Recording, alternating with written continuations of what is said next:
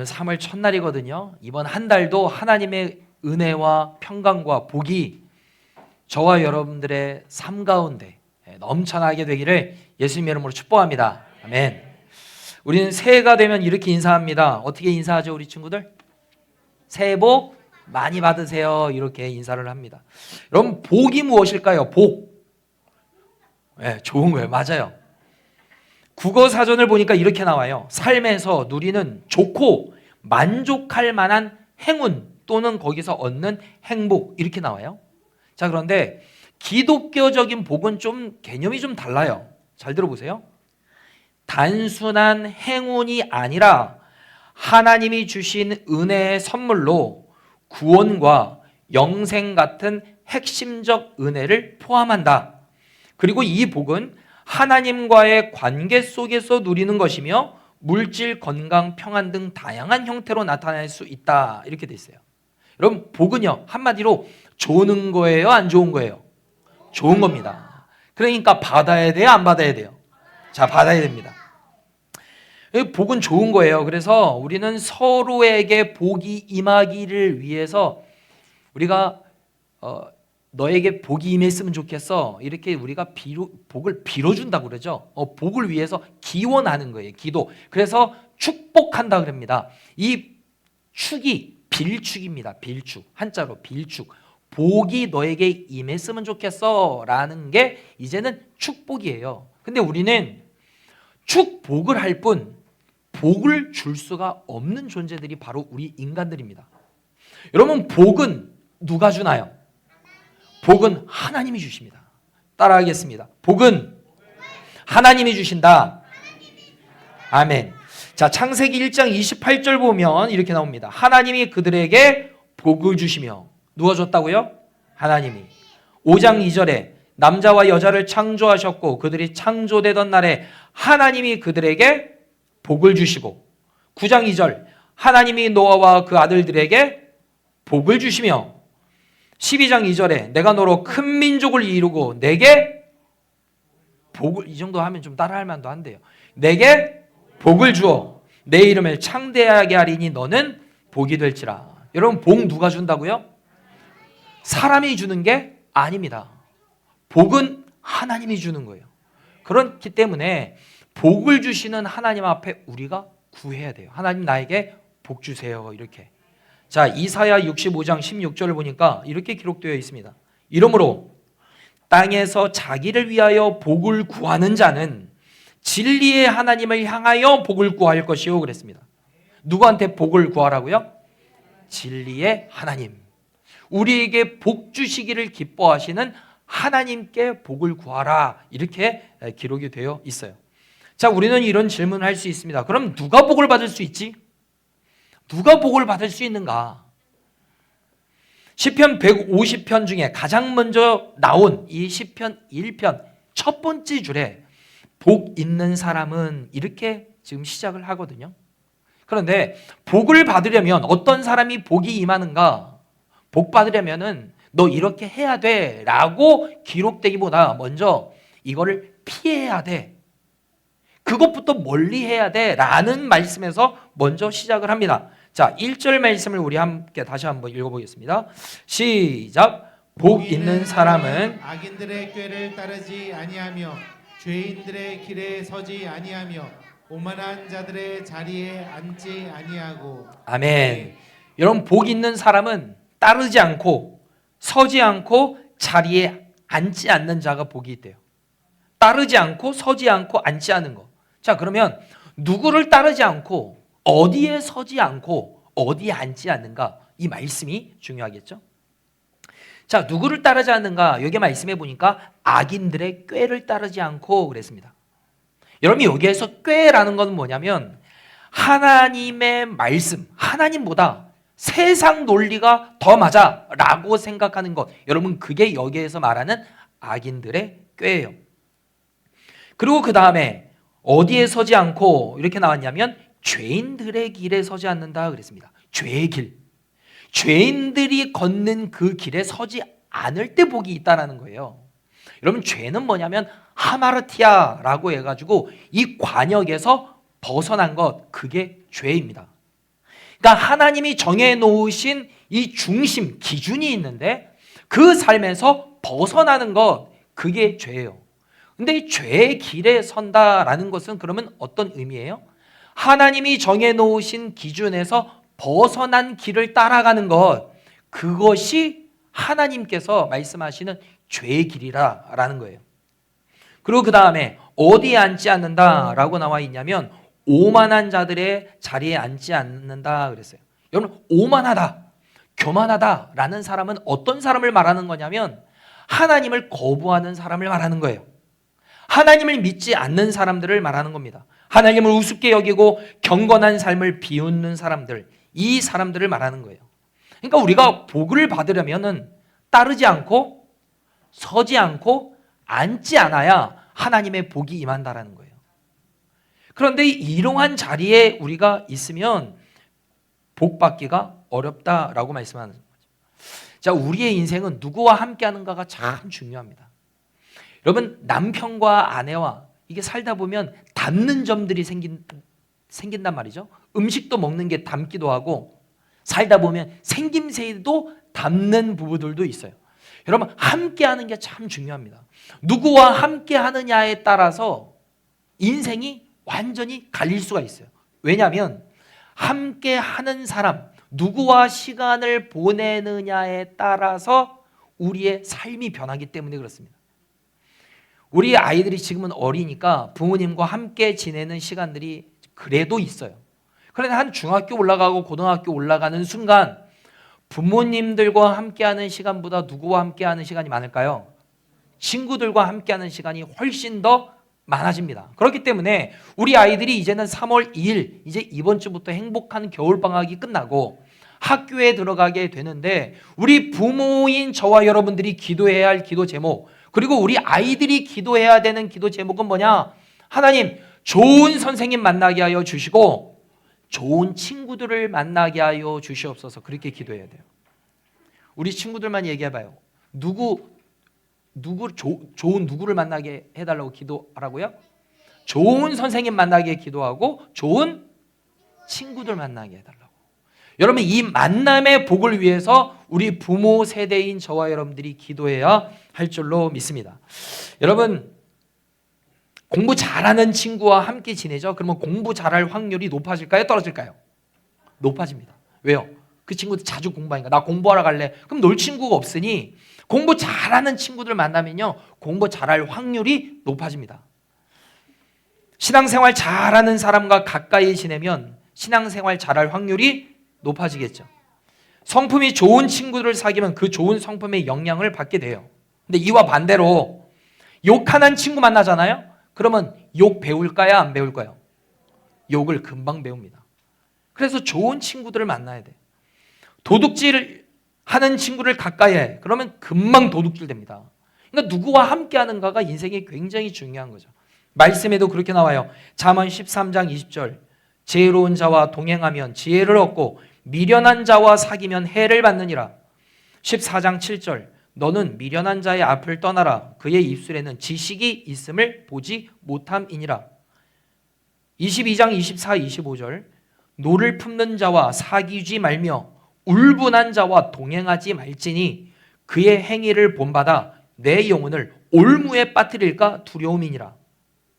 그러니까 누구와 함께 하는가가 지금 성경도 중요하게 여기고 있음을 알 수가 있습니다. 정말 간절히 바라기를 원하는 것은 우리의 친구들이, 우리 창대교회에 있는 모든 우리 다음 세대인 친구들이 좋은 선생님을 만나고 좋은 친구를 만나고 더 나아가 여러분들이 누군가에게 좋은 친구가 되기를 바랍니다. 좋은 영향력을 끼치는 사람이 정말로 하나님이 원하는 사람이거든요. 그래서 학교에 가서 여러분들이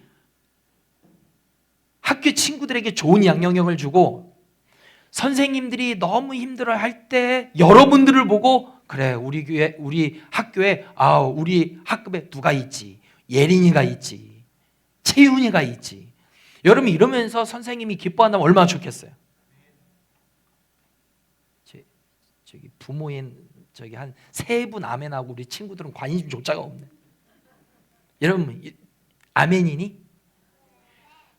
너희들이 좋은 영향력을 끼치는 그 하나님의 사람이 되었으면 좋겠어요. 그 하나님이 주시는 복, 첫 번째 먼저 피하라고 그랬습니다. 악인들의 꾀를 따르지 않고 죄인들의 길에 서지 않고 오만한 자의 자리에 앉지 않을 때 복이 있대요. 자, 첫 번째로는 피해라 그랬어요. 피하는 자가 복이 있다 그러고 있어요.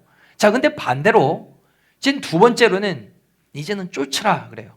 자, 무엇을 쫓을까? 2절 말씀을 함께 읽어보겠습니다. 시작. 오직 여호와의 율법을 즐거워하여 그의 율법을 주야로 묵상하는도다. 아멘. 자, 복 있는 사람은 여호와의 율법을 즐거워한대요. 여러분, 무엇 할 때 기쁘십니까? 뭐 하면 즐거우십니까? 우리 친구들 뭐 할 때 즐거워요? 게임할 때 좋죠. 자, 혹시 우리의 고백이 이렇지는 않을까요? 오직 여호와의 율법을 지겨워하며. 아멘이요? 지겨워하는데 아멘이라고요? 오직 여호와의 율법을 지루해하며, 오직 여호와의 율법을 따분해하며. 혹시 이게 우리의 마음 아닌가요? 주야로 유튜브를 묵상하는도다. 주야로 인스타그램을 묵상하는도다. 주야로 주식을 묵상하는도다. 주야로 TV 프로그램을 묵상하는도다. 주야로 게임을 묵상하는도다. 주야로 골프를 묵상하는도다. 혹시 이게 우리의 삶 아닌가요? 혹시요? 복 있는 사람은 하나님의 말씀을 귀하게 여기고 그 주님의 말씀을 즐거워한다고 그랬어요.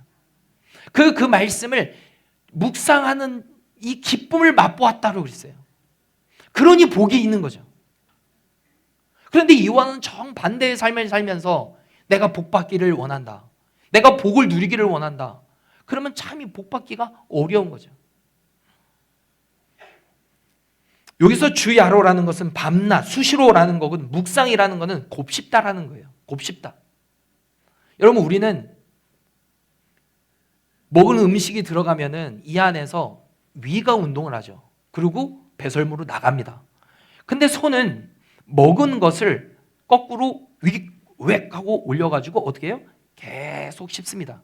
그게 되새김질을 한다고 그랬는데 그게 묵상이에요.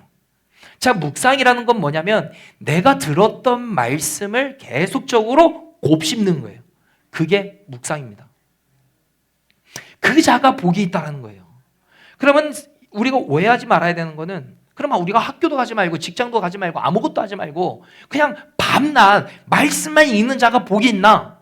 여기에서 말하는 주야로 여호와의 율법을 묵상한다라고 말하는 것은 하나님의 말씀에 다스림을 받는 사람을 말하는 거예요.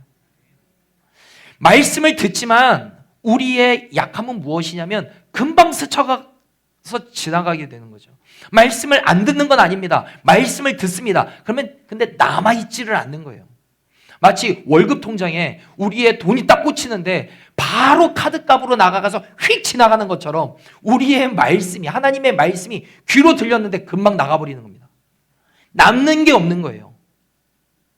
여러분, 그러니 말씀의 다스림을 받지 못하는 거죠.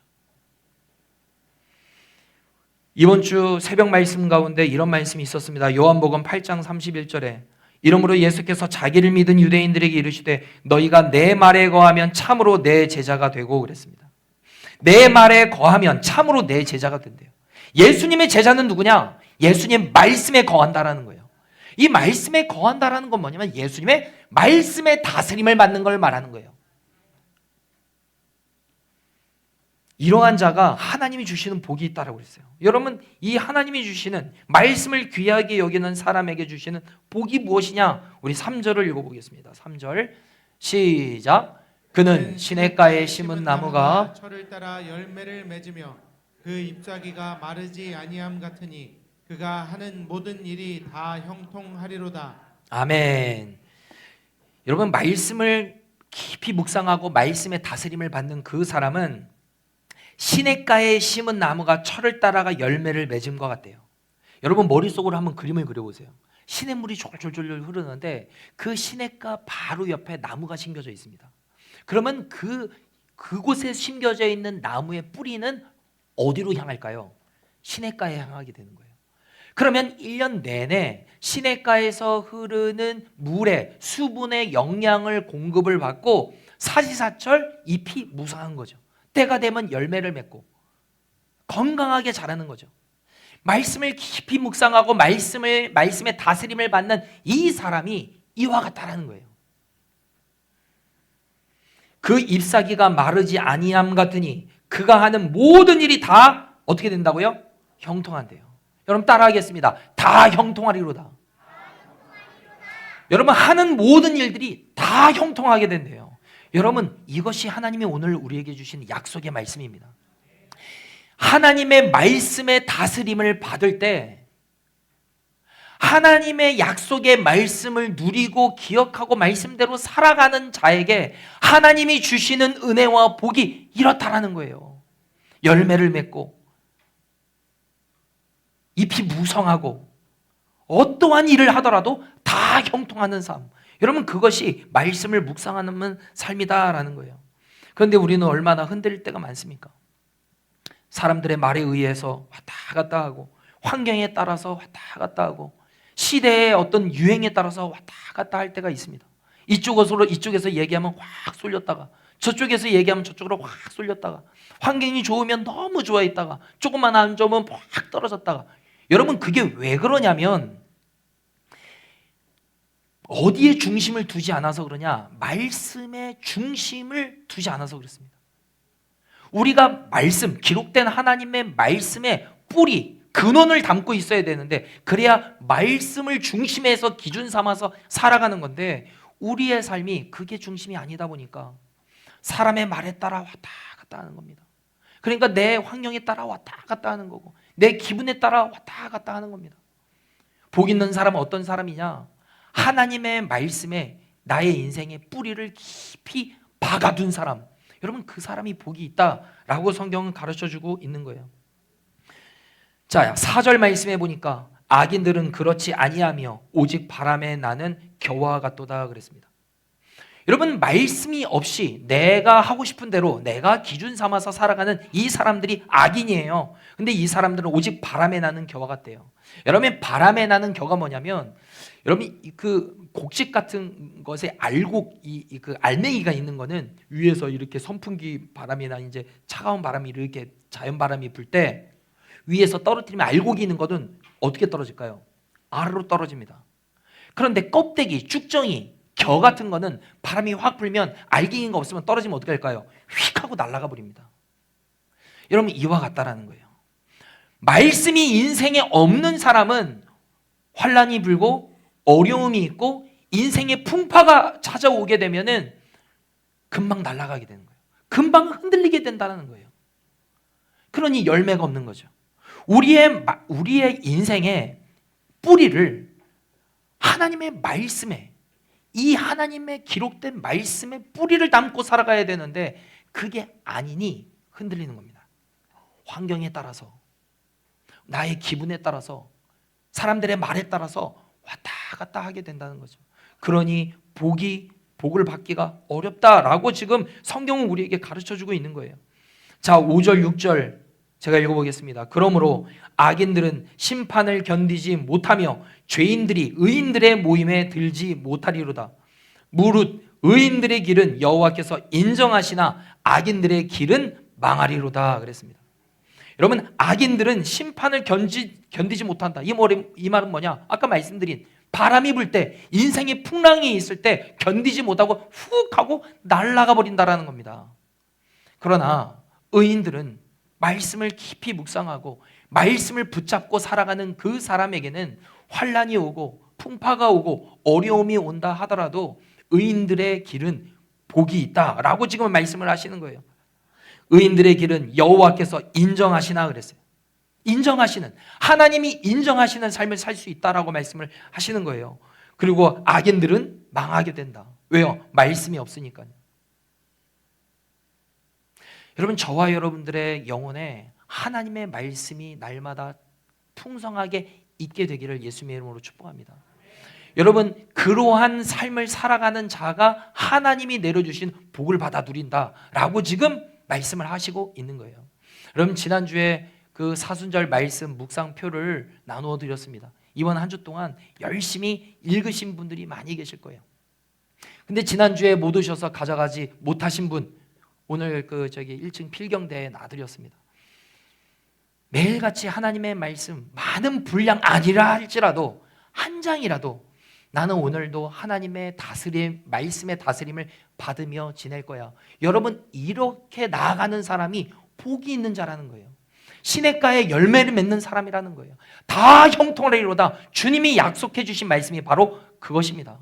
말씀이 있는 삶, 말씀이 우리 안에 뿌리를 내리고 사는 삶이 되기를 예수님 이름으로 축복합니다. 우리 지난주에 한 주 동안 우리 아이들이 열심히 말씀을 읽어줬어요. 그래서 사진을 이렇게 만들어 봤습니다. 네, 쭉쭉 눈 넘기세요. 네.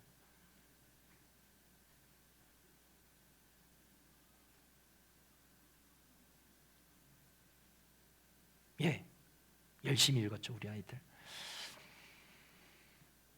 여러분, 우리 아이들뿐만 아니라 어른들도 날마다 하나님의 말씀의 다스림을 받을 수 있게 되기를 바랍니다. 그러면 말씀이 저와 여러분들의 인생을 붙들어 주실 줄로 믿습니다. 우리가 말씀을 붙들 때 말씀이 우리를 붙든다라고 제가 한번 말씀을 드렸어요. 우리가 말씀을 붙들 때 주님이 우리를 붙들어 주십니다. 여러분, 이 믿음을 가지시고 하나님, 내가 복이 있는 삶을 살게 되기를 원합니다.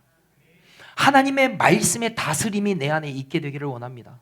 오늘도 세상의 유행 따라, 세상의 가치관 따라, 세상의 환경에 따라 내가 좌로나 우로나 치우치지 않고 말씀의 다스림을 받을 수 있는 은혜가 우리 모두의 삶 가운데 있기를 원합니다 라고 기도할 수 있는 저와 여러분 되기를 예수님 이름으로 축복합니다.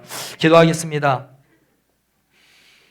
이 시간 함께 주신 말씀을 붙잡고 주님 앞에 기도하겠습니다. 우리 친구들도 함께 이렇게 기도했으면 좋겠어요. 하나님, 말씀을 나의 인생의 기준 삼게 하여 주시옵소서. 복 있는 자로 살아가게 하여 주시옵소서. 말씀의 다스림을 받으며 살아가게 하여 주시옵소서. 말씀을 읽을 때마다 하나님을 만나게 되는 은혜와 복을 우리에게 허락하여 주시옵소서. 함께 통성으로 기도합니다.